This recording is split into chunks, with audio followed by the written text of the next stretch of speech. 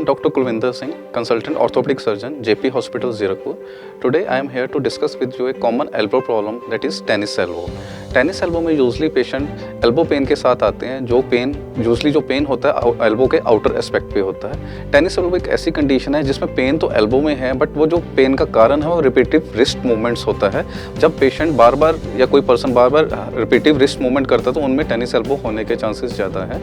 इसका कारण ये है बिकॉज जो रिस्ट के लिए मसल्स होते हैं, जो रिस्ट मूवमेंट के लिए मसल्स होते हैं वो एल्बो से स्टार्ट होते हैं। तो जब रिस्ट की एबनॉर्मल या एक्सेसिव मूवमेंट्स होती हैं तो एल्बो के अराउंड स्वेलिंग आ जाती है, जो टेनिस एल्बो की तरह प्रेजेंट करती है। जैसे कि नाम है टेनिस एल्बो, ये कॉमनली टेनिस एल्बो प्लेयर्स में देखा जाता है बिकॉज वो बार बार अपने शॉट्स लगाते हैं जिसमें रिस्ट पे काफ़ी ज़्यादा स्ट्रेस आता है। टेनिस एल्बो प्लेयर्स के अलावा ये फीमेल्स में भी देखा जाता है जो डेली हाउस होल्ड एक्टिविटीज़ करती हैं, जैसे कि कुकिंग, कोई जग उठाना या कुकर उठाना, उससे या कपड़े का काम करना, उसमें बार बार रिस्ट की मूवमेंट्स होती है जिसके कारण फीमेल्स में भी टेनिस एल्बो कॉमन है।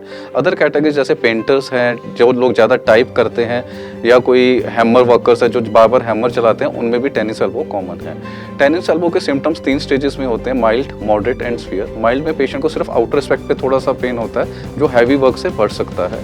जो मॉडरेट है उसमें जो पेन है पूरे एल्बो में भी हो सकता है और पेशेंट को नाइट पेन भी हो जाते हैं। अगर ये माइल्ड और मॉडरेट में नहीं कंट्रोल किया जाता तो जो सीवियर फॉर्म में कन्वर्ट हो जाता है, जिसमें पेशेंट को नॉर्मल हैंडशेक करने में या किसी चीज़ को जग या कोई कप उठाने में भी दर्द होता है और पूरी बाजू में भी दर्द रहता है।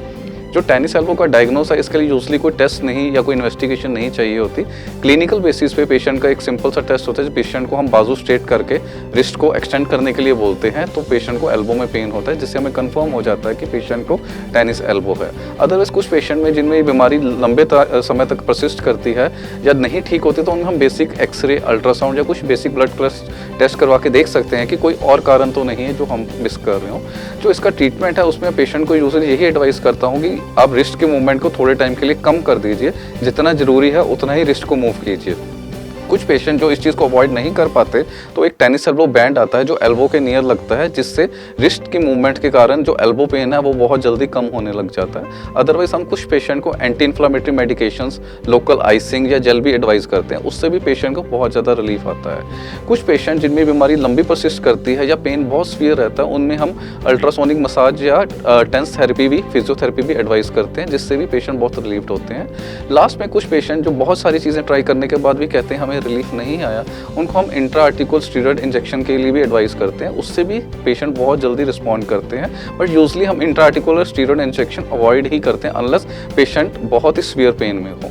तो I think so tennis elbow ये बेसिक बहुत ही कॉमनली पाया जाता है। अगर इसके रिगार्डिंग आपको कोई क्वेरी हो या आप कुछ और मेरे से डिस्कस करना चाहो तो मैं जेपी हॉस्पिटल में अवेलेबल है, तो आप कभी भी वहाँ पे मेरे से मिल सकते हैं। Thank you.